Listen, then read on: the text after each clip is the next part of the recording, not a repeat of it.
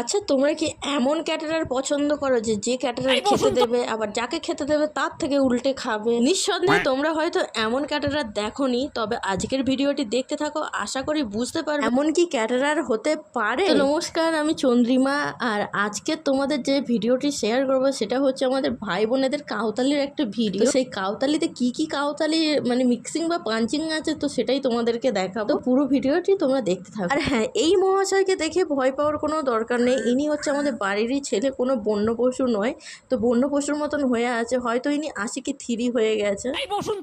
বসুন আপনারা সব জায়গায় গিয়ে ও এতটাই লজ্জা পাচ্ছে যে ক্যামেরার দিকে ঘুরেও তাকাচ্ছে না। আর আমি আর ঋতু ওকে যা বলছিলাম, তো ওতে আরও লজ্জা পাচ্ছিল, ইয়ার্কি ঠাট্টা মারছিলাম। হ্যাঁ, হয়তো দেখতে পাচ্ছ তোমরা ও কাজ করছে, কিন্তু কাজের মাঝখানে যে কতটা ও বক্তারি দিচ্ছিল তার কোনো ঠিক ঠিকানা নেই। বলা হয়েছিল রোলটা করার জন্য, বা মাখিয়ে দিয়ে পালিয়ে গেছে, ওর কোনো আর দেখা সাক্ষাৎ নেই। অগত্যা লাস্টে আমাকেই করতে হচ্ছে।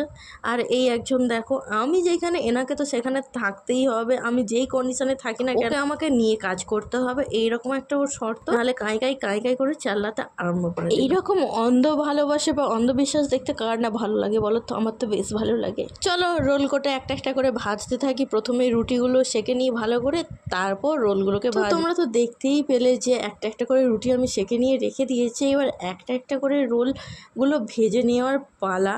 তো চলো আস্তে ধীরে এবার একটা একটা করে রোল ভেজে নেওয়া যাক। সত্যি বলতে দিদা যে কদিন আছে একটু ভালো মন্দ খাওয়ানোর চেষ্টা করছি, কিন্তু ওই যে একটু যদি খেয়ে নেয় তো উনি আর খাবে না। তো আজকেরও তেমনই হয়েছে, একটুখানি খেয়ে নেওয়ার পরে বলছে আমার আর ভালো লাগছে না, আমি আর খাবো না। কেননা আমাদের তিন ভাই বোনের জন্য ওনার মন কেমন হয়, তাই জন্য উনি খেতে পারছে না। আসলে ওনার জন্যই তো করা, কে বোঝাই ওনা। উনি একটুখানি করে খেয়ে নিয়ে বলে আমার আর ভালো লাগছে না, তোরা খেয়ে নে। এইদিকে বলতে পারবে না ওদের জন্য আমার মনটা কেমন হচ্ছে, তোরা। যাই হোক, আমি অতটাও ভালো করে মুড়তে পারছিলাম না, কেননা এতটাই খাস্তা হয়ে গিয়েছিল যে এইখান থেকে ওইখান থেকে ফেটে ফুটে যতটা পেরেছি ভালোভাবে মোড়ার চেষ্টা করেছি পিসেমণির খাতা নিয়ে। এতক্ষণ পরে একজনের সময় হলো একটু ক্যামেরাটা ধরে দেওয়ার জন্য, নইলে এতক্ষণ একাকেই ভিডিও করতে হচ্ছিল আর একাকাই কাজটা করতে হচ্ছিল এক হাতে ধরে। বাবু এতক্ষণ পরে ফোন দেখিয়ে সময় হলো, তারপর উনি কাজ করতে এসে। আচ্ছা, এতক্ষণ অবধি তো ঠিকই তো ছিল।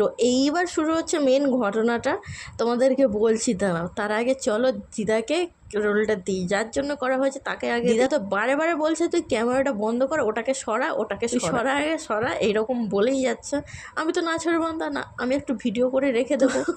দিদা তো এখনো পর্যন্ত গালে নেয়নি, কেননা দিদার লজ্জা লাগছিল। বলছে তুই ওর একটু সরা, তারপর আমি গালে দেবো, নাহলে তার আগে যে একটু বলো যে কেমন টেস্ট হয়েছে। খালি বলছে যে ভালো হয়েছে, তুই ক্যামেরাটা সরা। আর একজন দেখো কেমন করে খাচ্ছে, শুধু খালি মুখ নাড়ার কায়দাটা দেখো। তোমরা দেখেছো কিনা জানি না, ওই যে